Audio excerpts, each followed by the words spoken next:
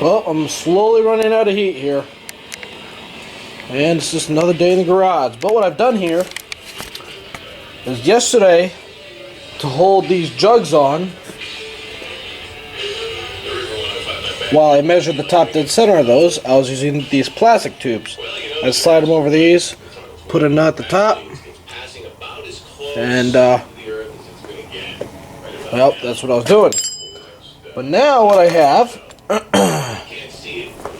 is I have these. Using these copper pipes. I cut them and bent them and all that good stuff. So now I got the copper pipes, it's going to hold on the jug while I spin this motor and do whatever I need to do with the motor. There's this giant hunk of space rock, bigger than an aircraft carrier, which thankfully isn't getting any closer. We have the rest of the story. And the heat's disappearing. But what I'm doing here is I'm using the copper tubes or pipes to hold these jugs on. We go where you go. Hey, get to Fat and Happy in Newington for our River Happy Hours. It's this and every Thursday. Delicious apps to an exquisite menu. It'll take over your guilty pleasures. But that's okay, because portions of our proceeds will support the Fidelco Guide Dog Foundation. Now, that jug will not move. See, I already cut them all and sanded them down, make sure there's no burrs in there.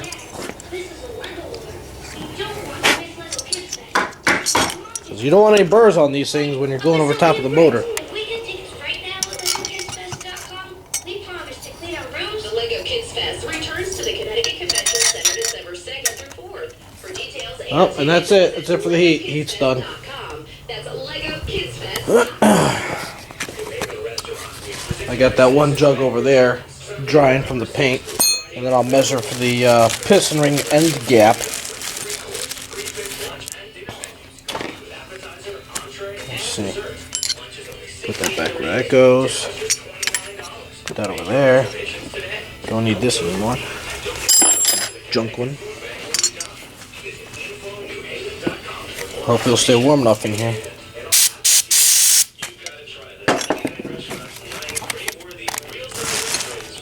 Clean these up real quick here. Ew, look at all that junk coming off of there.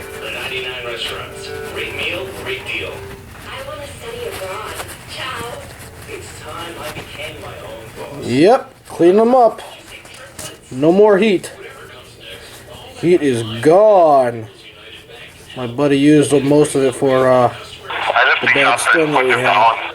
I lift these up and put them down. Yeah. I lift things up and put them down, I know. One.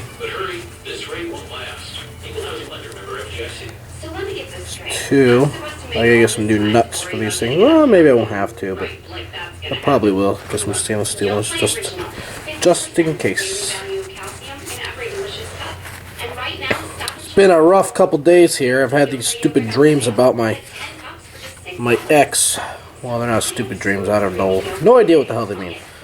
So it's been a rough few days. Bring all my emotions back and crap. Many emotions. You know, I think men are more emotional than women, but that's just my opinion.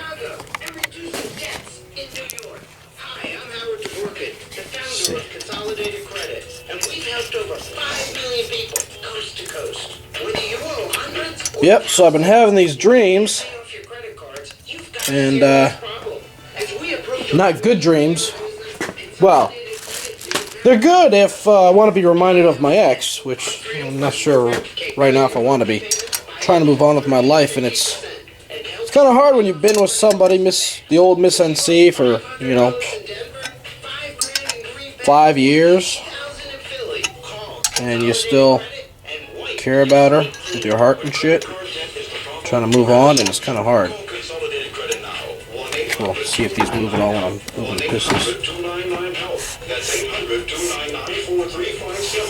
Nope. Good. So, there's that. See if that focuses. Come on, focus.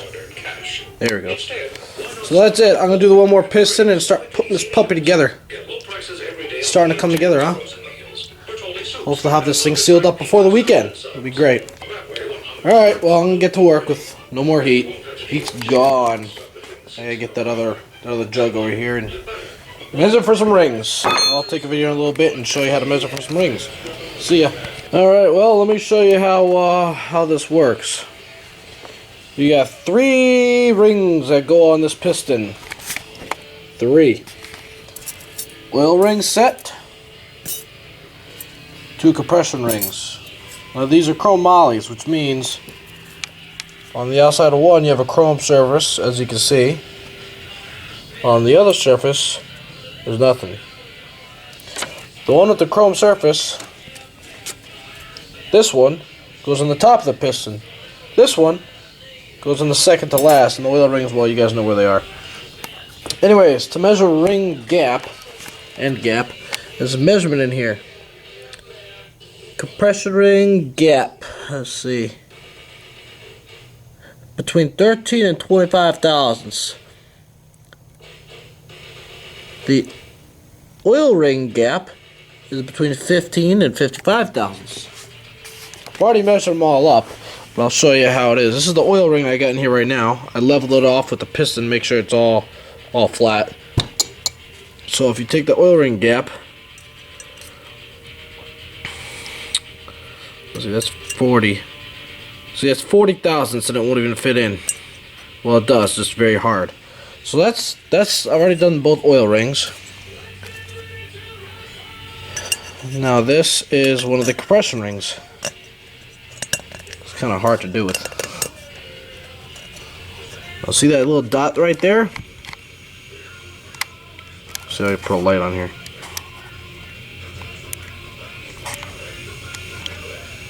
That little dot goes on the top. So you gotta flatten this thing out. Make sure it's nice and flat.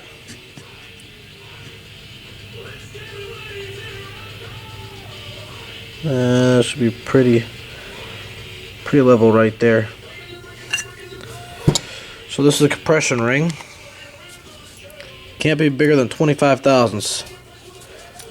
Well, it can be. I talked to Norm Latulip. He said it can be a little bit bigger than 25 thousandths, but how much? This is 25 thousandths. Okay, goes in. This is 30 thousandths. 30 thousandths does not go in, so that'll be okay. And here is the chromoly ring. It does not matter which way this chromoly ring goes in because there's no dot to tell you direction. So these aren't directional. Oh boy.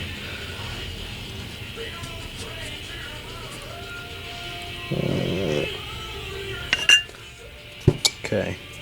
So 30 thousandths right here. That won't go in. This one here is 25 thousandths. Goes in, but barely. So these are okay. So now to put these on the piston, I'll show you how to do that real quick.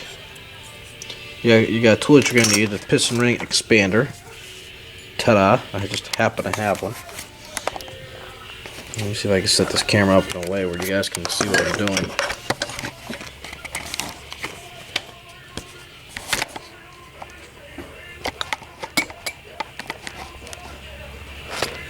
Okay, you got the piston here.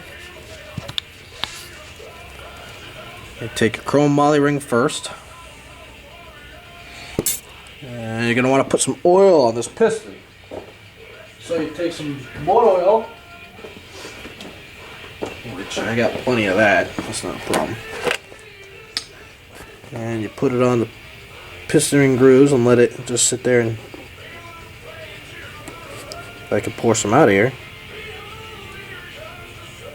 Whoa, it's a lot, but oh well. It'll go in. It's a good song, I like this. So now you take this, so I can show you how to do this. Put it in there like so. Expand it. See, it's expanding. And you put it over top of the piston into that one groove.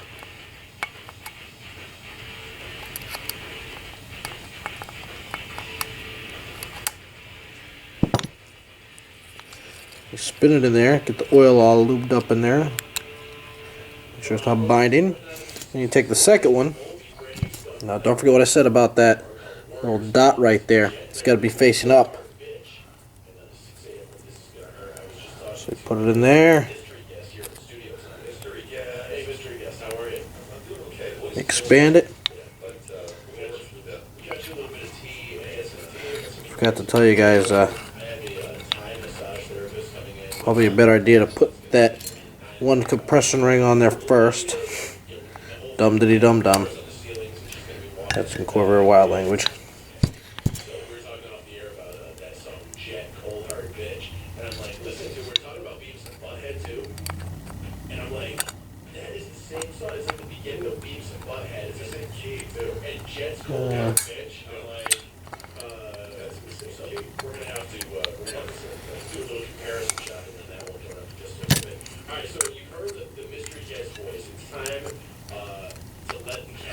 Actually, I'm gonna put the oil rings on first. Put the lower rings on first. That's what I'm gonna do. So first, with the oil ring, you put this on. I'm doing everything bass backwards. You put this oil slot on there first. You take one oil ring. Doesn't matter how these go on, as long as they're clean.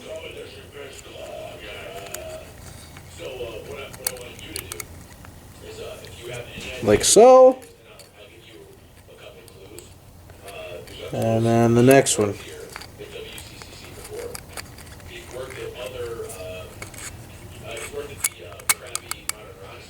Cool. That's the oil rings. Now I could probably go ahead and put these other rings on. Duh. Same thing.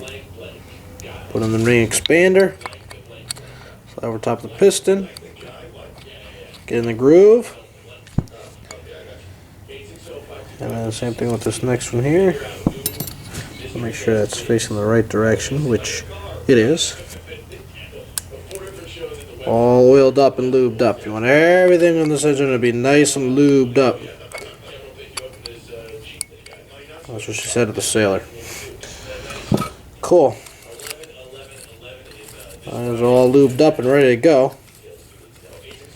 Now I go ahead and put them in the jug right here. I gotta clean my fingers first. And there's a certain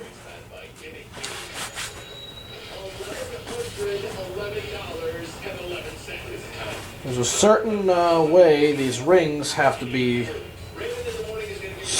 spaced on this jug. See if I can find the way it has to be spaced in the book, and I'll show you here in the book. Let me find the page first.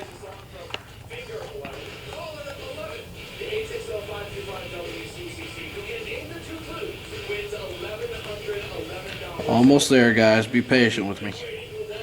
I should have marked the page, but again, I didn't think ahead. There we go. Alright, now turn this light off. You see that? D, E, B, and C. B is the piston pin. Okay? The arrow is facing where the piston gets installed in the engine. That arrow is the top of the piston. Now C is the oil ring gap where it has to be.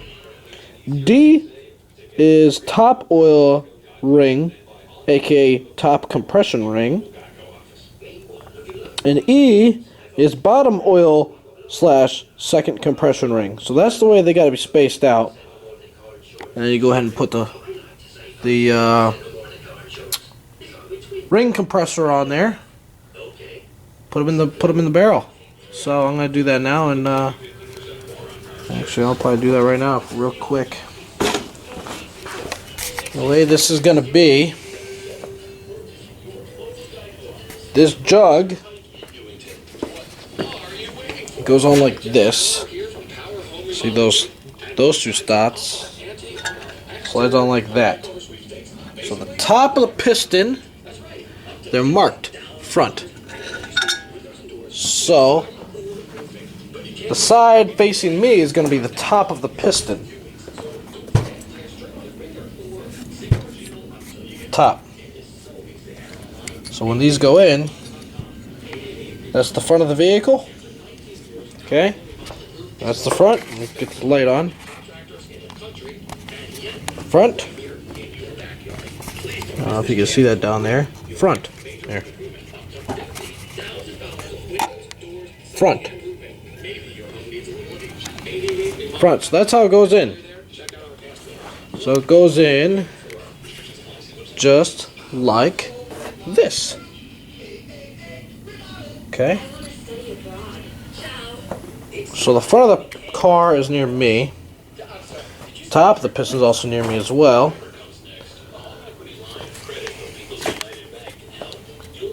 So let me see if I can do this now.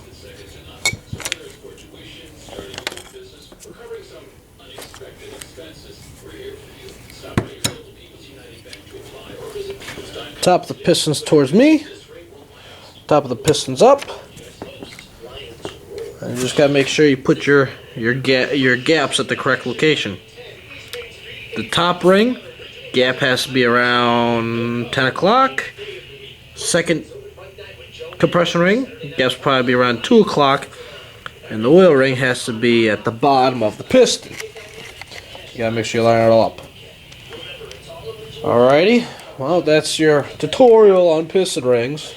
And I'll show you how I compress them and put it in the jug. See you in a bit.